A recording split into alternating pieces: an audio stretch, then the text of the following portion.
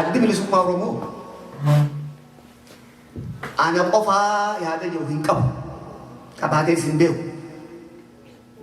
yoo ana ta'uu baatee jaarran na dura qabsoo kana keessa turan sanan siniin mirkaneessu ana malee jedhamee hin jiru ana qofaa Oromoo bilisumsaa sin jedhu dhaabne karaan kiyya qofaatu sirrii sin jedhu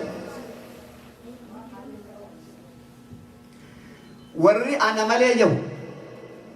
warri karaan kiyya malee sirrii miti jedhu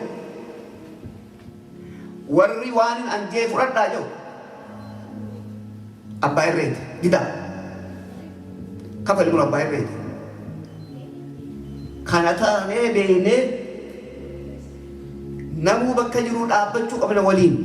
waliin yoo dhaabbanne malee yeroo har'aa kana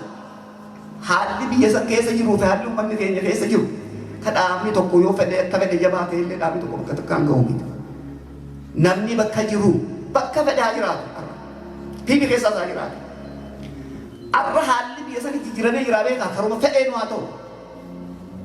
jijjiirama guddaatu biyya san keessa jira diinni Oromoo heddummaachaa jira jaalannus jibbinus wanni nama Oromoon baasu Oromoo wal dhaggeeffatee walii jala deemee jaarmiyoota isaarratti amantii qabaatee hoggana isaarratti kabajaa qabaatee amantii qabaatee bakka jiru tokkummaadhaan ka'uutu irra jira yoo bakka jiru tokkummaadhaan Oromoon sossoo'uu hin dandeenye ka diina keessa jiru bakka fedhaa jiraatu balaan Oromootti as deemaa jiru laafaa miti gaabbii boru namatti dhufu kanaaf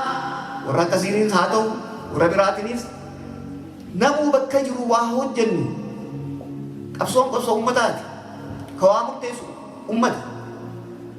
wanni nurra jiru qabsaa'uudha qabsoon wal harkaa saamuu nurra jiru karaa dandeenye karaa nu fakkaate haa qabsooynu haa walii tumsinu haa wal kabajnu haa wal eeggannu bifa sanii Yesuus bilisummaan tajaajilu akka jirtin jaa fayyaa ulfaadha.